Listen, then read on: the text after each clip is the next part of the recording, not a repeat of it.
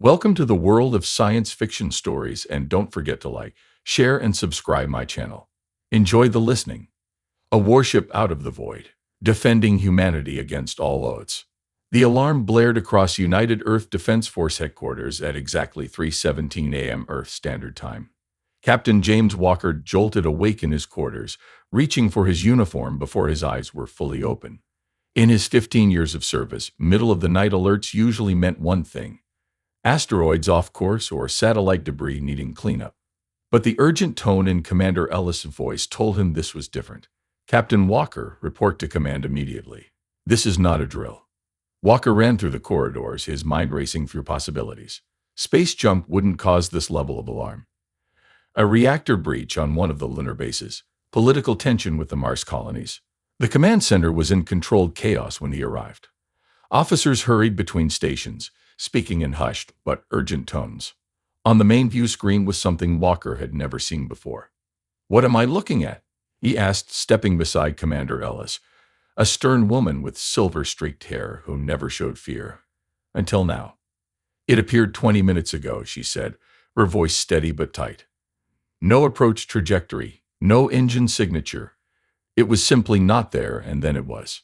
The object on screen was unmistakably a ship, and enormous. Its dark hull stretched nearly 2 kilometers from bow to stern, with angular sections that reminded Walker of ancient Earth naval vessels, but with impossible geometries that seemed to shift slightly when viewed too long.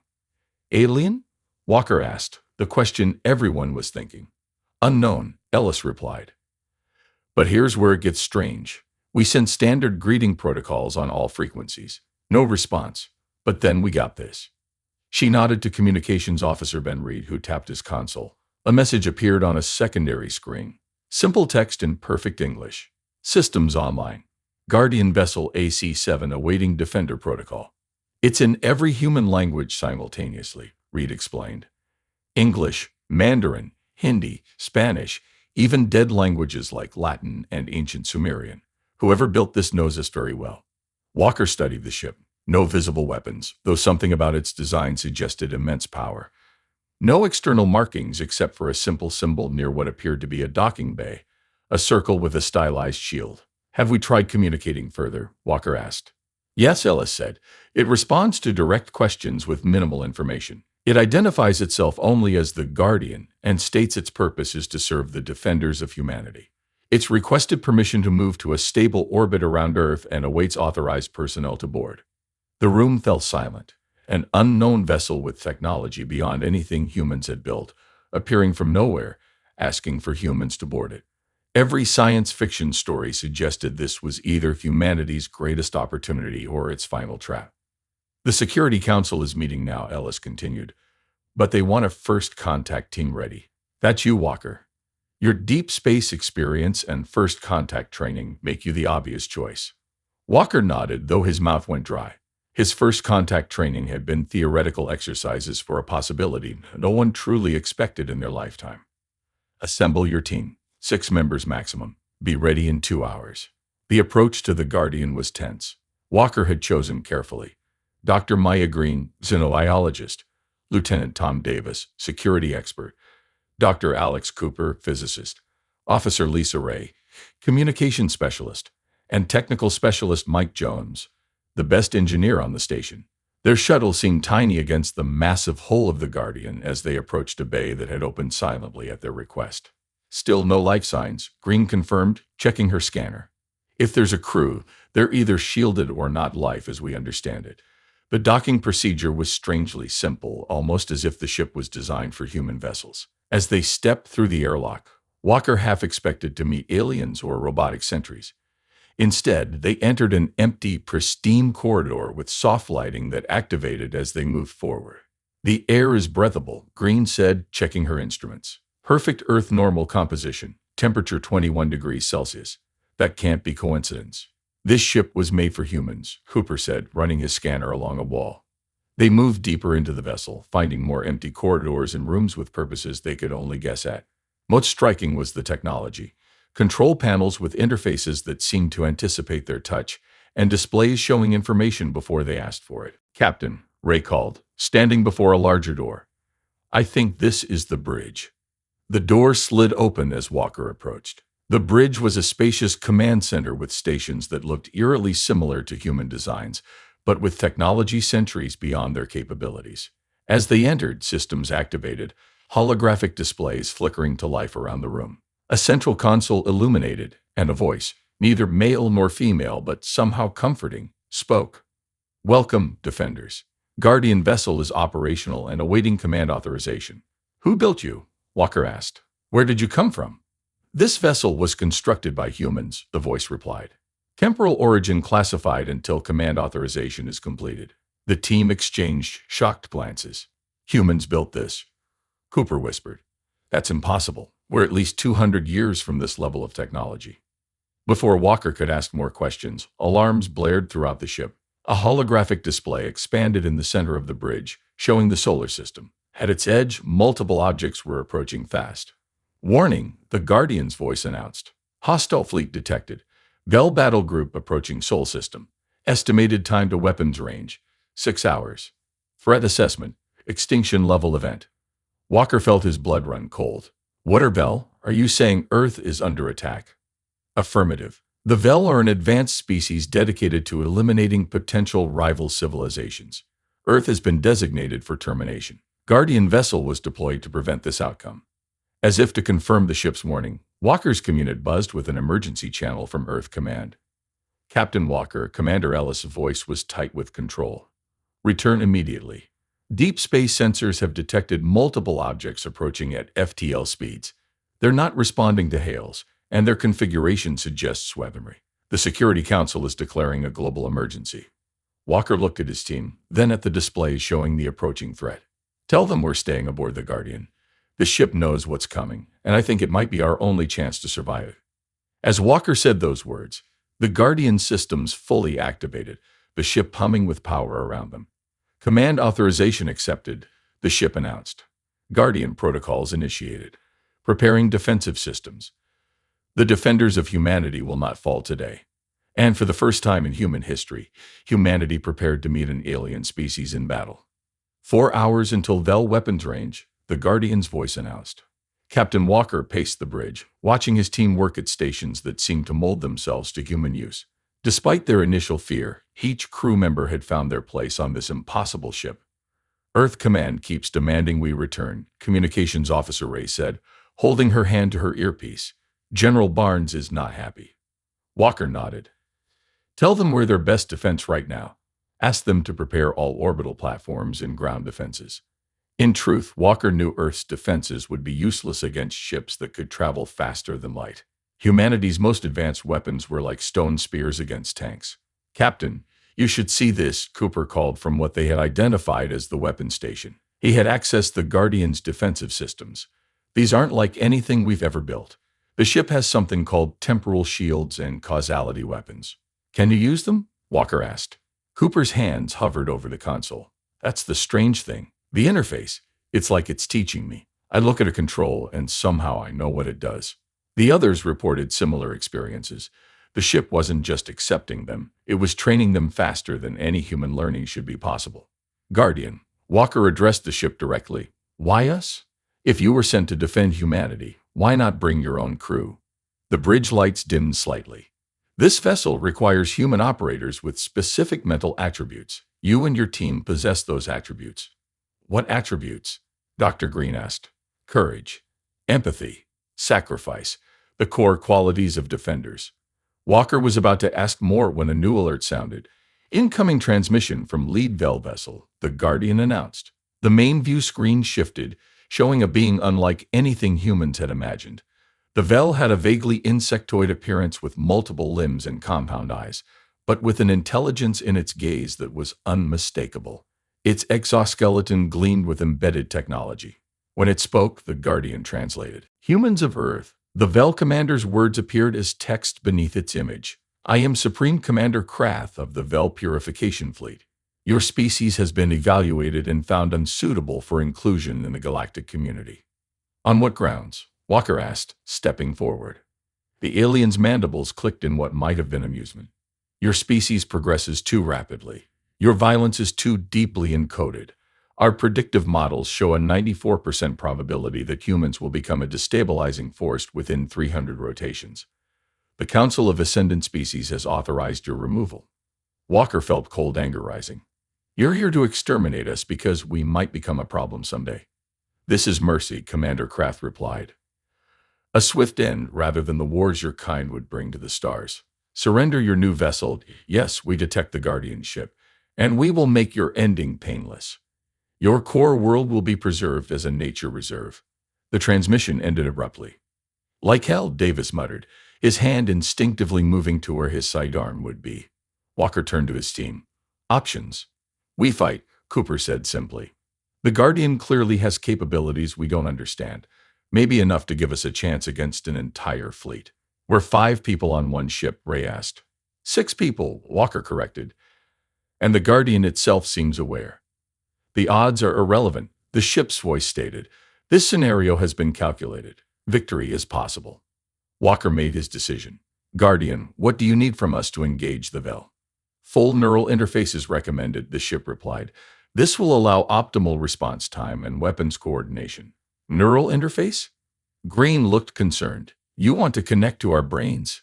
It is temporary and non-invasive, the Guardian explained. But it will allow you to control ship systems with thought speed rather than physical interaction.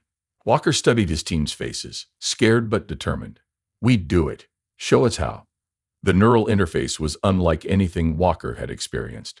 As the Guardian activated the connection, it felt like his consciousness expanded throughout the ship. He could feel the vessel's systems as if they were parts of his own body. Engines like powerful legs, sensors becoming extended senses, weapons ready like clenched fists. Around him, each crew member underwent the same transformation. Cooper's mind merged with the weapon systems, understanding them instantly. Green connected to life support and damage control. Ray expanded through communications, monitoring thousands of channels simultaneously.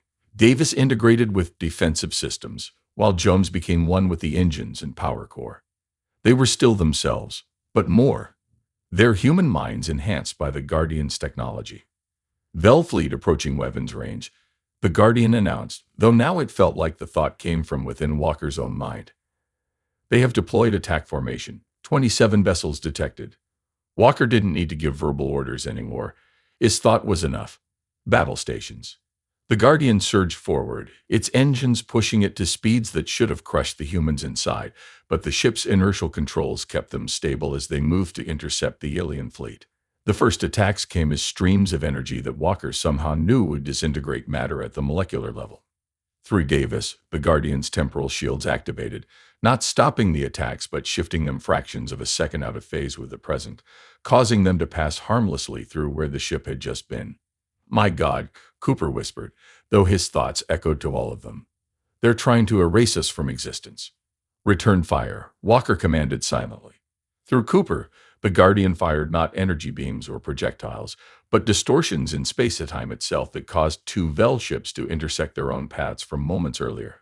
The resulting collision tore both vessels apart. The neural link let Walker feel the Guardian's cold calculation. This was just the opening move in a complex battle strategy. Earth's defensive platforms opened fire as the Vel came into range, but their weapons barely scratched the alien hulls. 3 Vel ships broke formation, Ray reported, her consciousness stretched across communications networks. They're targeting major cities: Moscow, Beijing, New York. Intercept, Walker ordered. The Guardian responded instantly, moving faster than seemed possible, positioning itself between Earth and the attacking ships. Through Jones, Walker felt the Guardian divert power to a different weapon system. Causality inversion ready, Jones reported, his voice strained from the mental effort. Fire. A wave of distortion spread from the Guardian, catching the 3 Vel ships. They didn't explode or break apart. They simply stopped, frozen in space as if time itself had ceased to flow around them.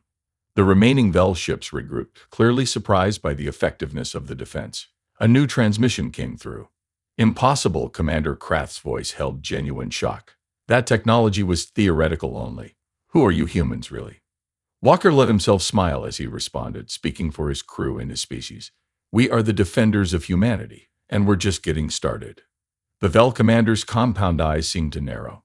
This changes nothing. You've simply upgraded your extinction from merciful to painful. As the transmission ended, the full Vel fleet advanced as one, weapons charging. Through the neural link, Walker felt the Guardian's assessment. This would be the real test. Hold position, he ordered his crew. Protect Earth at all costs. The Guardian's systems pulsed in response, and Walker sensed something new activating deep within the ship, something that might reveal more about where this vessel had really come from, and why it had chosen humanity to defend. The battle raged for hours. Through the neural link, Walker and his crew fought as one with the Guardian, moving with impossible speed and precision against the Vel fleet. The alien ships were powerful, but they hadn't expected such resistance from a supposedly primitive species. 7 Vel ships now drifted as lifeless hulks. The Guardian had taken damage too. Parts of its lower decks were exposed to space, and power fluctuated through its systems. But still it fought on. In Walker's mind, information flowed constantly. Battle data, ship status, crew conditions, all processed instantly. But now something else was coming through the neural link. Images, memories not his own. Captain, Green's voice broke through his concentration. Are you seeing this too? The others nodded, their faces showing confusion and fear. In all their minds, they saw the same vision, Earth, but different. Cities in ruins, skies dark with ash, the last humans fighting a losing battle against overwhelming forces. These aren't fantasies, Cooper said. They feel like memories. As they fought the Vel, the visions continued, becoming clearer. They saw a team of scientists working desperately in an underground facility, heard their voices as they argued about time and causality, watched as they poured their knowledge into a massive ship, the Guardian. The vessel carries partial memory imprints, the Guardian's voice explained in their minds. They are becoming accessible as the neural link strengthens. Walker saw a woman directing the final preparations of the ship. She had his eyes. The name tag on her uniform read Admiral Walker. That's impossible, he whispered. Not impossible, the Guardian replied.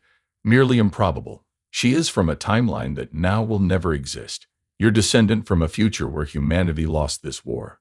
The revelation hit Walker like a physical blow. The Guardian wasn't just from the future.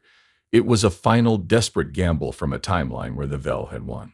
The ship was sent back, Ray said, understanding dawning on her face, to change history. Correct, the Guardian confirmed. The last humans created this vessel as a temporal anomaly, a ship that exists outside normal time.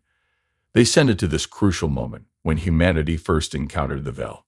More visions flowed through their minds, billions of humans dying as planet after planet fell to the Vel and their allies. The final desperate plan to send the Guardian back, knowing it would erase their timeline but might save another. In my original timeline, Earth fell today, the Guardian explained. No defense was mounted. Humanity was unprepared. The survivors were hunted across the stars for 300 years until the last outpost fell. Walker felt the weight of this knowledge. Those future humans had sacrificed their entire reality for this chance. Watch out, Davis shouted, his mind directing the shields to block a concentrated attack from 3 Vel ships. The Guardian shuddered under the impact. Our reserves at 47%, Jones reported. We can't take much more of this. Walker pulled his focus back to the battle. Questions about time paradoxes would have to wait. Guardian, what options do we have? Through the neural link, the ship showed them a new weapon system, something called a timeline collider. Warning, the Guardian said. This system draws power directly from human neural energy. Use will shorten crew lifespan. Walker understood immediately. The future humans hadn't just built a ship, they had created a weapon powered by human life force itself. How much will it cost us? Walker asked.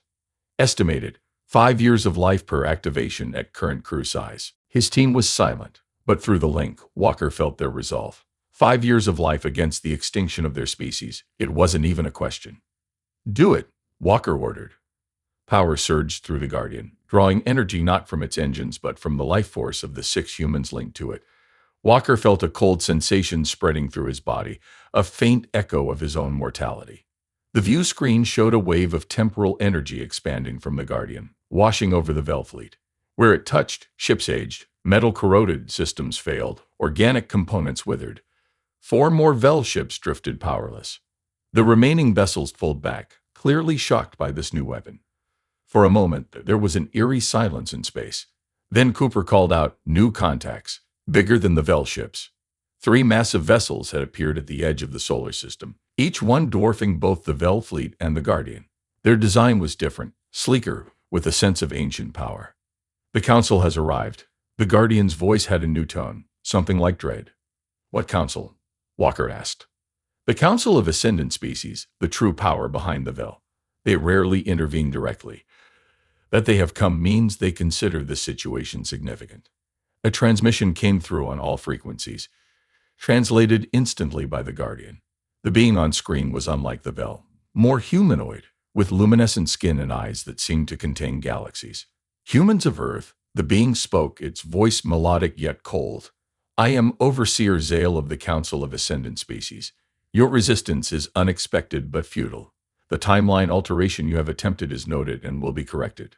Walker stood straighter, speaking for all humanity. We have the right to exist, to defend ourselves. You have no rights the Council does not grant, Zale replied. Your species has been judged and found wanting. However, your possession of temporal technology is troubling. Surrender the Guardian vessel, and your species will be allowed to live under restrictions. Refused, and we will erase humanity not just from the present, but from all of history. The transmission ended. Through the neural link, Walker felt his crew's fear and their determination. They had already sacrificed years of their lives. They would give the rest if needed. Guardian, Walker asked, can we win against them? For the first time, the ship hesitated. Unknown. The Council possesses technology far beyond Vel capabilities. However, victory parameters can be redefined. Meaning? The Guardian was not sent to win a conventional war, the ship explained. It was sent to create a divergent timeline with one difference: humanity survives. Walker nodded, understanding growing. This wasn't about defeating a superior enemy in direct combat. It was about changing the rules of the game. What do we need to do? He asked. Through the neural link, the Guardian showed them its final protocol and the ultimate price it would demand from its crew. Walker looked at his team, saw the same resolve in their eyes that he felt in his heart. They had all seen the visions of a future where humanity perished. None of them would let that happen. Begin final protocol, Walker ordered. Let's show the Council what humans are really capable of. As the three Council ships moved toward Earth, the Guardian began to change, drawing deeper on the life force of its human crew, preparing for the greatest battle humanity would ever face. Final protocol activation in progress, the Guardian announced as energy surged through its systems. Walker felt the ship changing around them. Through his neural link, he sensed parts of the vessel rearranging like cells in a living organism, adapting to a new threat. What's happening? Green asked, her voice strained from the energy the ship was drawing from them. The Guardian is evolving, Jones explained, his engineer's mind understanding the process better than the others.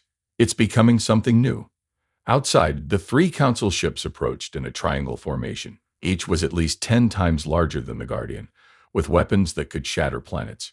Earth's remaining defenses would be useless against them. As the final protocol continued, a new set of memories flowed into the crew's minds. The complete story of the Guardian and its mission. They saw the future that had been. Earth destroyed. Surviving humans hunted across the stars, species after species falling to the Council's rule. They've done this before, Cooper realized, sorting through the memories. 17 other species with potential, wiped out over the past 1,000 years. Ray's eyes widened as she accessed communications memories. The Council doesn't just rule, they deliberately prevent cooperation between younger species. They eliminate any that might challenge them someday. Walker understood then. This wasn't just about saving Earth. It was about breaking a cycle of extinction that had continued for millennia.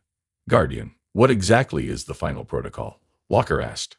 Information distribution, the ship replied.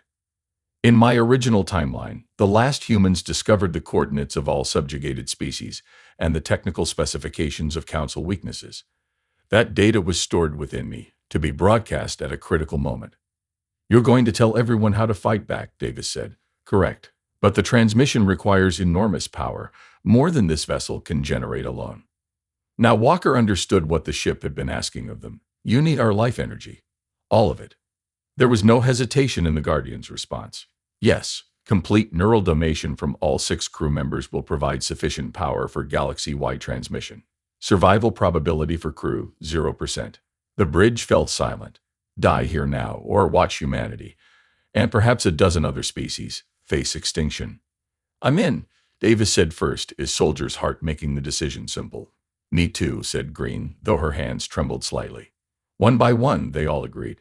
Walker looked at his crew with pride. None of them had asked for this mission, but each was willing to make the ultimate sacrifice. We'd do it, Walker confirmed. But first, we need to buy time for Earth to prepare. Guardian, what offensive capabilities do we still have?